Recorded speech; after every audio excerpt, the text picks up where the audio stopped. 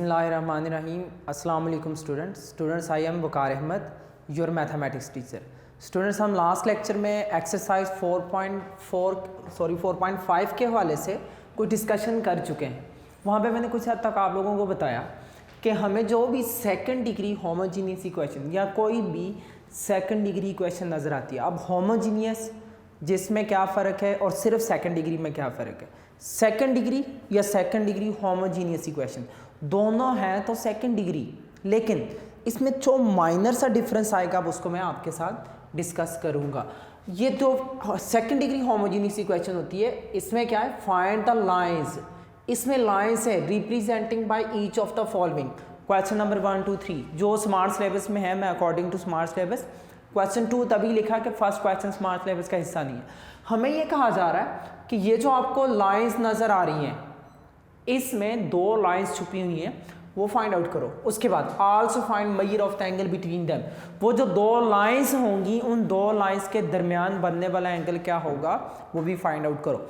अब दो लाइंस के दरमियान हम एंगल को कहाँ पे डिस्कस कर चुके हैं, एक्सरसाइज नंबर 4.4 में जब हमने क्वेश्चन पढ़ा था find the measure of the interior angle of the triangle. तो मैंने तब आपको कहा था कि ट्राइंगल बेसिकली बनती है तीन लाइंस के साथ, एक खास पैटर्न के साथ। जब वो एक दूसरे को मिल जाएं तो बेटा वो क्या बनाती हैं, एक ट्राइंगल बनाती हैं। अब उस ट्राइंगल के एंगल हमने फाइंड आउट करना सीखे कि हमें अगर दोनों की स्लोप पता चल जाए तो हम दोनों की स्लोप का यूज़ करते हुए फार्मूला यूज़ करते थे, tangent theta is equal to क्या फार्मूला था, m2 minus m1 1 plus m1 into m2। अब देखो एक ये तरीका है कि हम दो लाइंस निकालेंगे, दो लाइंस को निकालने के बाद उसके एंगल को डिस्कस करेंगे। ये इसका शॉर्टकट मेथड भी है। वो शॉर्टकट मेथड क्या है अभी हम वो भी सारा का सारा डिस्कस करेंगे। एक joint equation of second degree हमारे पास किस फॉर्म की होती है, second degree in variable x, y। आपको इस तरह की लाइंस दी हों, टू लाइंस जो ओरिजिन से पास आउट करने वाली ना हो बेटा, किस फॉर्म में, ax plus by plus c is equal to 0। पिछले लेक्चर में स्टार्ट हमने यहाँ से किया था, एक लाइन थी a1x plus b1y plus c1, a2x plus b2 plus c2 is equal to 0। उन दोनों को आपस में मल्टीप्लाई करने को ज्वाइंट कहा जाता है। इससे हमारे पास जो इक्वेशन आती थी वो इस फॉर्म में होती थी, ax² plus 2hxy plus by²। इसके बाद क्या था, plus 2gx plus 2fy plus का कांस्टेंट इज इक्वल टू 0। इस तरह की इक्वेशन को हमने वहां पे डिस्कस किया। ये ऐसी इक्वेशन होती है अगर इसके हवाले से कहा जाए, देखो मैंने कहा था ये इस फॉर्म की दो इक्वेशन होंगी, टू इक्वेशन। जारी बात है जब सेकंड डिग्री बन गया तो उसमें टू इक्वेशन मस्ट होंगी। हम फैक्टर बनाते थे क्वाड्रेटिक में, तो फैक्टर बना के वहां से आंसर आ जाता था। अगर इसमें दो इक्वेशन है वो इस टाइप की होंगी, ax plus by plus c is equal to 0 mean 2x plus 3y plus 5x plus 10y minus 2 is equal to 0। इस टाइप की कुछ इक्वेशन को मल्टीप्लाई करेंगे जिसमें मैंने कहा था कांस्टेंट सिंगल नजर आए, ऐसा कांस्टेंट जिसके साथ वेरिएबल, मीन जाहिर बात है जब सिंगल कांस्टेंट की बात की जाए तो वो कोफिशिएंट ऑफ वेरिएबल नहीं रहता, तो वो ऐसी इक्वेशन देता है जो ओरिजिन से पास आउट नहीं करती। आप अगर कहेंगे ना इसमें ओरिजिन पुट करेंगे, ओरिजिन मीन एक्स वाई दोनों 0, ये टर्म भी 0, ये टर्म भी 0, ये टर्म भी 0, जिसमें एक्स वाई है वो टर्म 0 हो जाएगी लेकिन कांस्टेंट c बचेगा। तो ये ऐसी इक्वेशन बनेगी जो ओरिजिन से पास आउट नहीं करने वाली होगी। इसमें हमने ये पढ़ा था कि हमारे पास a, H और B are not simultaneously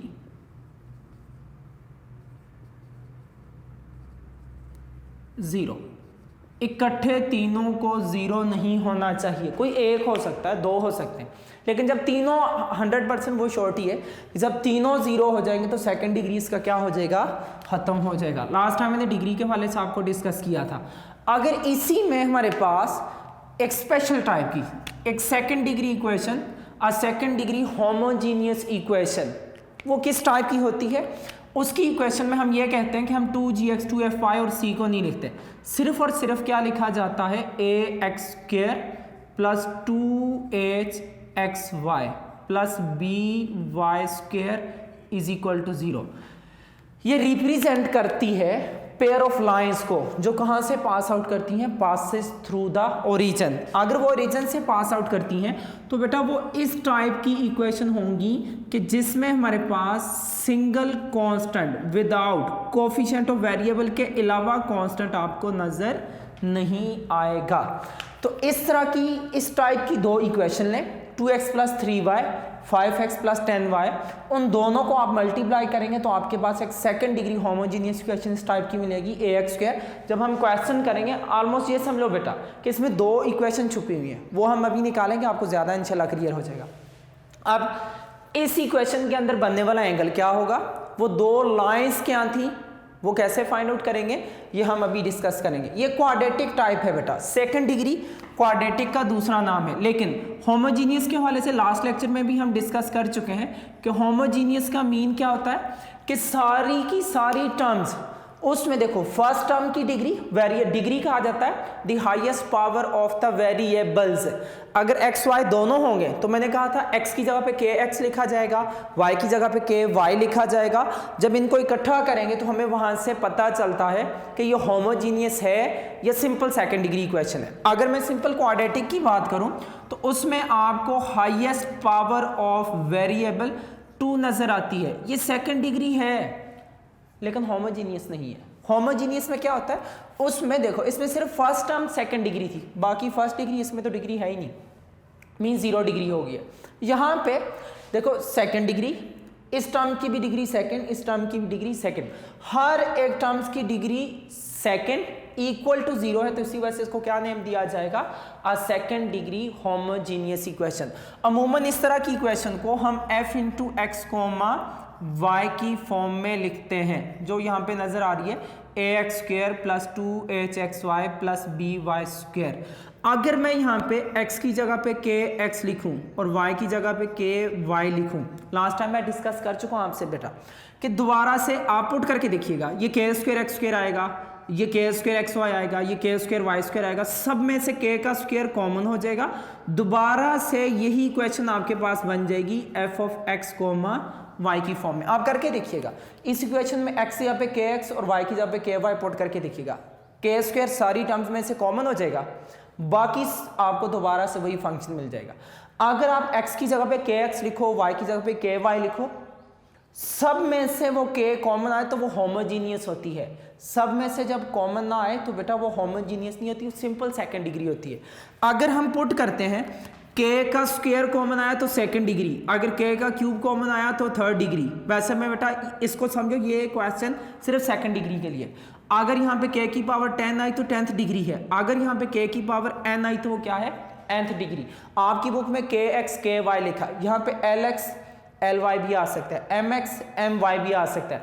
अगर मैंने यहाँ पे k लिखा तो यहाँ पे k कॉमन हो जाएगा। अगर मैं यहाँ पे फॉर एग्जाम्पल tx ty लिख लूँ तो t की पावर n हो जाएगा, अगर lx ly कॉमन लूँ तो l की पावर हो जाएगा। तो जितनी यहाँ पे पावर कॉमन आएगी उसको क्या कहा जाएगा, उसकी डिग्री कहा जाएगा। अगर देखा जाए ये सब में से देखो, सब में से कॉमन करके लिखा गया तो ये होमोजीनियस होगी, ठीक हो गया, जिसमें सब में से कॉमन आ जाती है टर्म्स। लास्ट लेक्चर में एक्सप्लेन कर चुका हूँ इसकी डिटेल। अब अगर ये दो लाइंस के पेयर को बताता है जो ओरिजिन से पास आउट करती हैं, तो उन दो लाइंस की कुछ ना कुछ स्लोप भी तो होगी, हम लाइंस की स्लोप निकाल सकते हैं। अब ओरिजिन से पास आउट करने वाली लाइंस अगर हैं, एक है 2x plus 3y is equal to 0 और दूसरी फॉर एग्जाम्पल हमारे पास 3x minus 5y is equal to 0।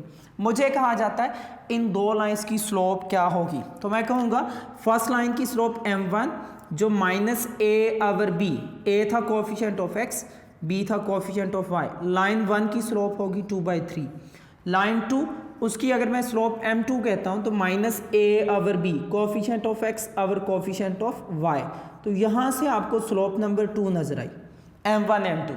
आप इस दो स्लोप का यूज करके 4.4 के अकॉर्डिंग ये फॉर्मूला लगा के एंगल निकाल सकते हो, m2 minus m1 1 plus m1 m2। लेकिन होना क्या पड़ेगा कि आपको दो लाइंस निकाल के उनकी स्लोप निकाल के फिर एंगल निकालना पड़ेगा। लेकिन अगर आपको आ जाता है कि आप इस लाइन का एंगल निकालो, क्या आप पहले दो लाइन्स निकालोगे, फिर आप उनकी स्लोप निकालोगे, फिर जाके ये एंगल का फॉर्मूला यूज़ करोगे। इसका शॉर्टकट हमारे पास क्या है, आप लोग देखिएगा 227 पे ये सारी डिटेल लिखी हुई है वहाँ पे नीचे कि हमारे पास शॉर्टकट ये है कि अगर हमें कहा जाए कि एक सेकंड डिग्री होमोजीनियस इक्वेशन है, हम 4.5 में सारी होमोजीनियस इक्वेशन को डिस्कस करेंगे। होमोजीनियस देख लो, सब में डिग्री यहाँ पे सेम आपको नजर आ रही है। अगर आपको एक सेकंड डिग्री होमोजीनियस इक्वेशन दी जाए तो उसमें से आप एंगल थीटा कैसे निकालते हो, उसका फॉर्मूला बेटा 2 में एच का square minus A B divided by A plus का बी।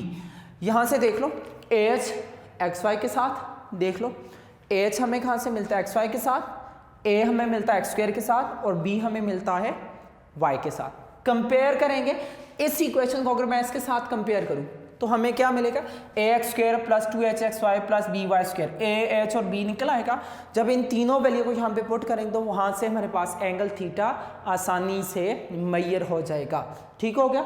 इसी तरह से हमें फिर वो लाइंस निकालने की जरूरत नहीं पड़ेगी, स्टेप शॉर्ट हो जाएगा। ये शॉर्टकट मेथड है, आपने यही करना है, क्योंकि ये क्वेश्चन कभी ऐसे आ जाता है find the angle of the lines representing by, इसका एंगल निकालो। तो हमें एंगल निकालना, तो क्या हम उसमें भी पहले लाइन निकालें फिर स्लोप निकालें फिर एंगल? नहीं, डायरेक्ट हम एंगल का फार्मूला यूज करेंगे। अगर हमें लाइंस का आता है तो हम डायरेक्टली लाइंस निकाल लेंगे। ठीक हो गया। अमूमन ये क्वेश्चन शॉर्ट में आता है, या तो आपसे पूछी जाती है find the measure of the angle between the lines, या आपसे पूछा जाता है find the lines representing by the homogeneous. ये होमोजीनियस इक्वेशन जो रिप्रेजेंट करती है एक लाइन को, वो फाइंड आउट करके दिखाओ। इसी तरह से अगर वो दो लाइंस हैं, उन दो लाइंस की मैंने आपको कहा एक की स्लोप m1 हो जाती है, एक की m2 हो जाती है, वहां से हम आसानी से फाइंड आउट कर लेते हैं। इसमें सम ऑफ स्लोप किसके इक्वल होता है, इसमें प्रोडक्ट ऑफ स्लोप किसके इक्वल होता है। जब हम क्वेश्चन नंबर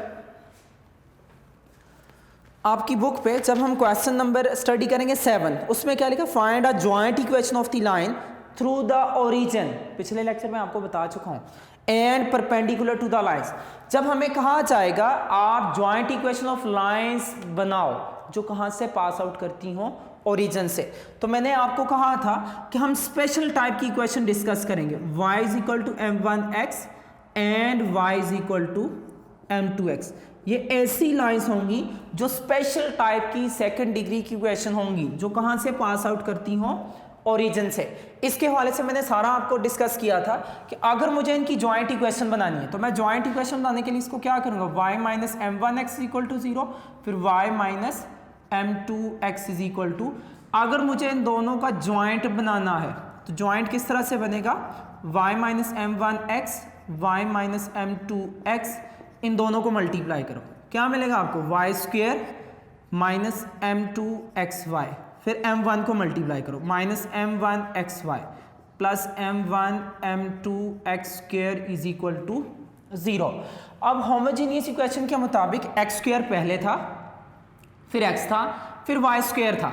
आप इसको भी इस शेप में लिख लो, मीन क्या करो, m1 m2 x स्क्वायर को पहले लिख लो, माइनस, अब देखो इन दोनों में से xy कॉमन करो तो आपको मिलेगा m2 प्लस m1, या लिखेंगे m1 plus m2 into XY plus y का स्क्वायर इज इक्वल टू 0। अब अगर देखा जाए इसमें x स्क्वायर का कोफिशिएंट प्रेजेंट कर रहा है, x y का कोफिशिएंट प्रेजेंट कर रहा है, लेकिन y स्क्वायर का कोफिशिएंट क्या है, 1। लेकिन आप अगर अपने पास होमोजीनियस इक्वेशन का कंपैरिजन देखो, उसमें आपको y स्क्वायर के कोफिशिएंट में b नजर आ रहा है।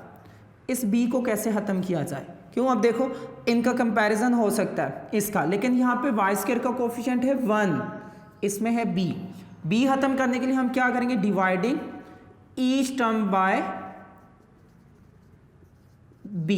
अगर मैं सबको b से डिवाइड करता हूं तो आपको क्या नजर आएगा, a over b X square plus 2h over b X Y plus Y square is equal to 0।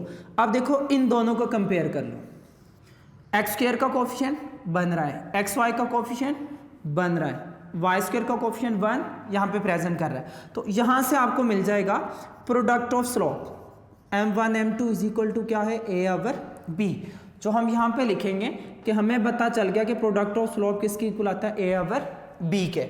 Some of slope के हवाले से देखा जाए, एक्स वाई के कोफिशिएंट को कंपेयर करो, 2h over m1 minus into m1 plus m2 is equal to 2h over b, या हमें सम ऑफ स्लोप किसके इक्वल मिला, माइनस का 2h डिवाइडेड बाय b के इक्वल।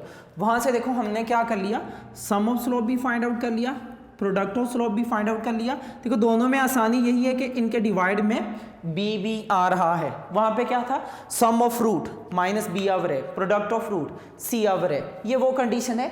इन कंडीशंस को हम इंशाल्लाह यहाँ से नीचे सेकंड डिग्री होमोजीनियस इक्वेशन, इसमें दो इक्वेशंस होती हैं, दो लाइंस की इक्वेशन होती हैं जो ओरिजिन से पास आउट करती हैं, उनको कैसे फाइंड आउट किया जाएगा, हम सिर्फ दो मेथड यूज करेंगे, ये याद रखिएगा। या तो उसके बनाएंगे factor mean mid term breaking, या उस पर क्वाड्रेटिक फार्मूला, कंप्लीटिंग स्क्वायर यहाँ पे नहीं आएगा। सेकंड, उनमें सम ऑफ स्लोप क्या होता है, प्रोडक्ट ऑफ स्लोप क्या होता है, उसका एंगल थीटा क्या होता है। जैसे हम सेकंड डिग्री क्वाड्रेटिक इक्वेशन को डिस्कस करते थे, क्वाड्रेटिक को सॉल्व करने के तीन मेथड है।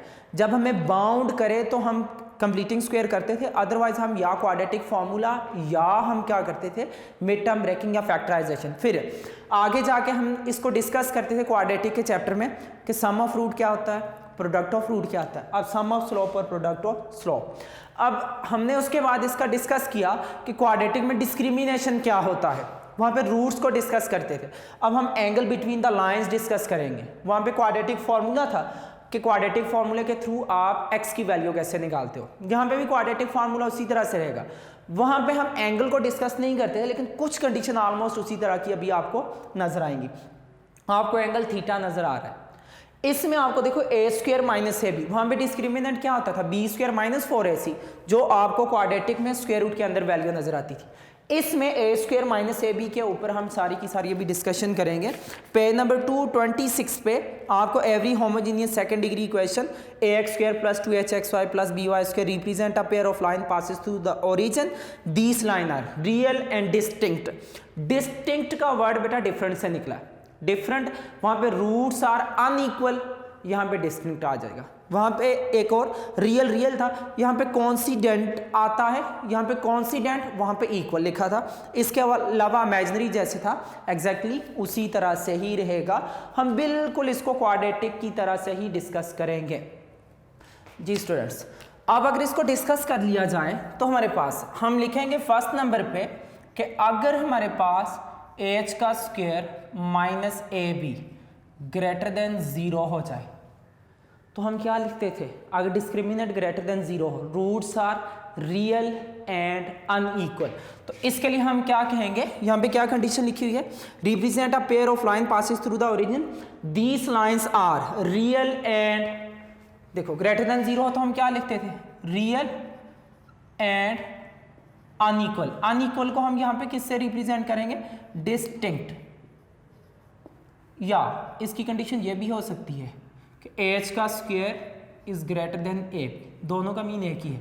सेकंड नंबर पे अगर हमें एच का स्क्वायर इस एंगल से देख लो बेटा, minus A be less than 0 नजर आए, बिल्कुल क्वाड्रेटिक की तरह जैसे वहां पे डिस्क्रिमिनेंट को डिस्कस करते थे, या ऐसे भी आपको नजर आ सकता है एच का square is less than A B. तो यहां से हमारे पास इसके रूट्स क्या आएंगे, अनइक्वल, वही डिस्टिंक्ट। अब रियल की बजाय जब नेगेटिव हो जाए, हमें बता स्क्वायर रूट में नेगेटिव आ जाए, मैं ज्यादा डिटेल तभी नहीं करा, आप क्वाड्रेटिक में इसको सीख चुके हो बेटा। इसके लिए क्या होंगी, lines are real and distinct, इसमें क्या आएंगी, लाइंस आर क्या होंगी हमारे पास बेटा, रियल की बजाय अब यहां पे क्या हो जाएंगी, इमेजिनरी और डिस्टिंक्ट। इमेजिनरी के साथ साथ क्या होंगी, वही real and distinct, imaginary and distinct. यहाँ पे इमेजिनरी के साथ डिस्टिंक्ट नहीं लिखा हुआ। इसके अलावा हमारे पास क्या लिखा हुआ है, थर्ड नंबर पे अगर हमारे पास ये इक्वल टू 0 हो जाता है, a square minus A b is equal to 0, या क्या हो जाता है, एच का square is equal to a B, तो यहाँ से हमारे पास कंडीशन जो आएगी क्या लिखा है, रियल एंड कॉन्सिडेंट। हमने वहां पे भी पढ़ा था जब इक्वल टू 0 हो तो वहां पे भी क्या आता था, इसमें लाइंस है, वहां पे रूट्स आ, lines are real and coincident, वहां पे इक्वल का, यहां पे कॉन्सिडेंट जो आएगा वो इक्वल के ही माने में आएगा, कॉन्सिडेंट लाइन होगी।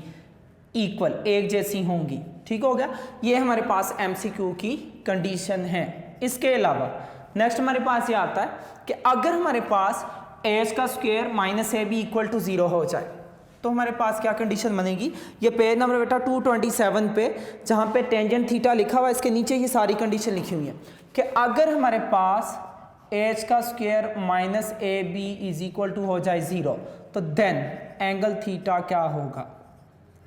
Tangent theta is equal to 2√0 over a plus b, 0 का स्क्वायर रूट 0 ओवर समथिंग तो टोटल क्या आ जाएगा 0।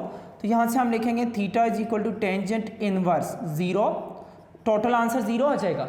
जब एंगल थीटा 0 डिग्री हो लाइंस के दरमियान तो हम क्या कहते थे, सो लाइंस आर पैरेलल। इस टाइम दोनों लाइन एक दूसरे के क्या होंगी, पैरेलल होंगी।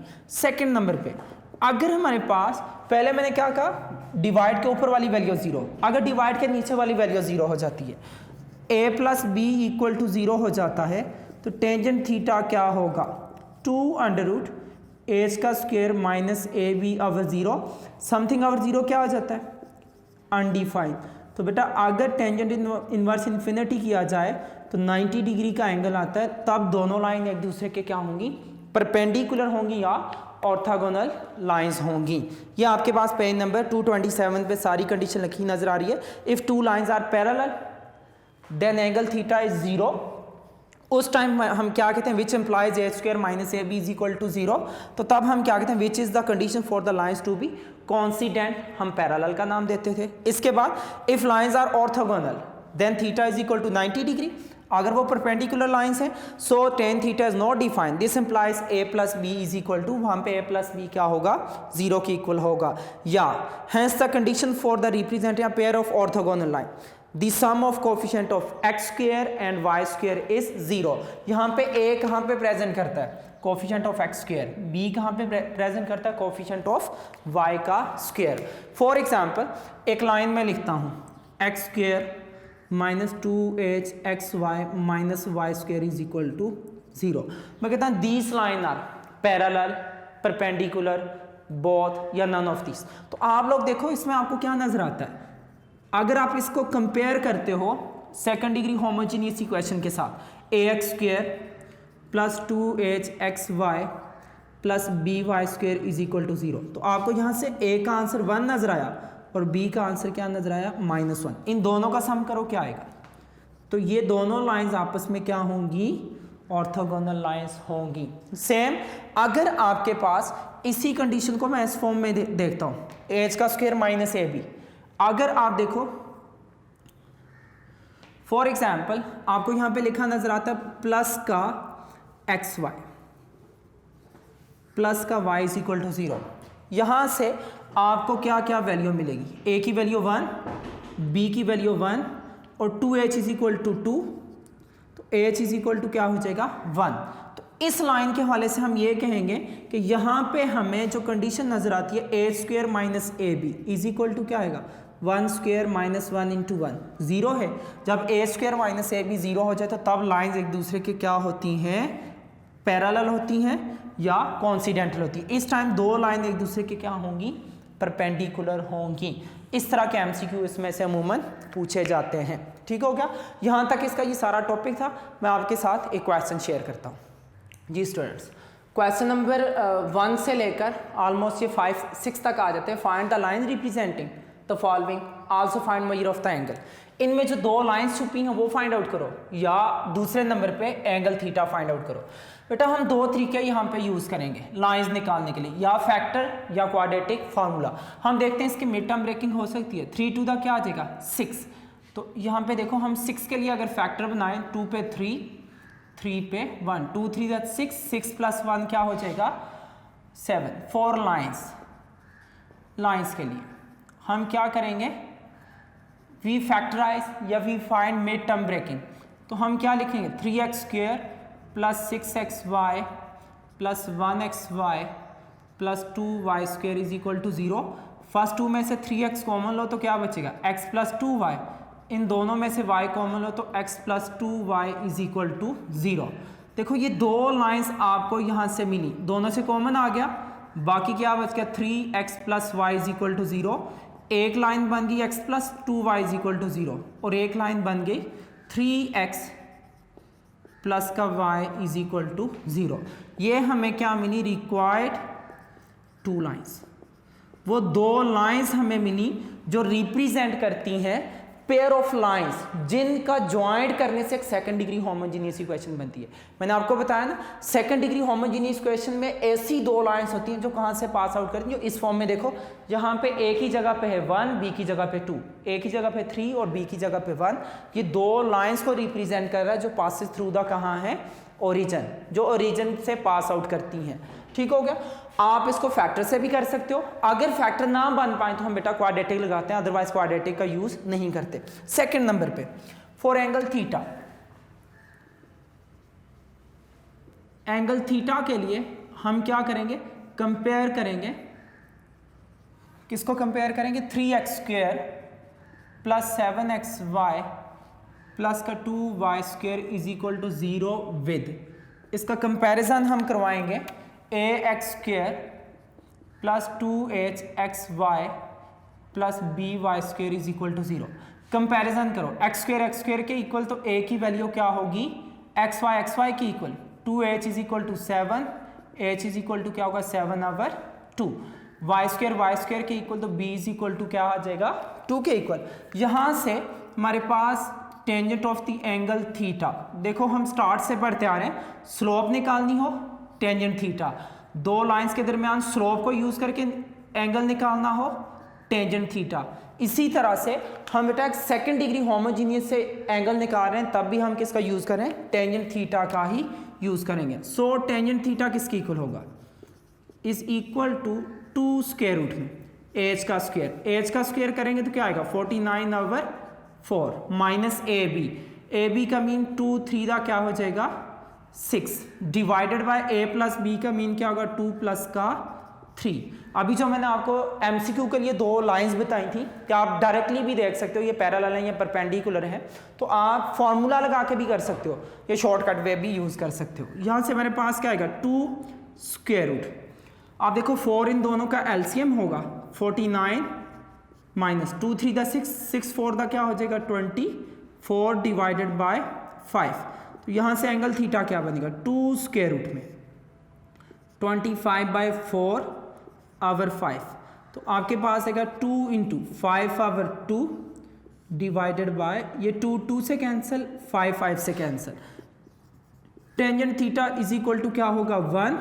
यहाँ से हम क्या कहेंगे theta is equal to tangent inverse 1 जो इक्वल टू क्या होगा 45 डिग्री, जिसको हम क्या लिखेंगे π/4।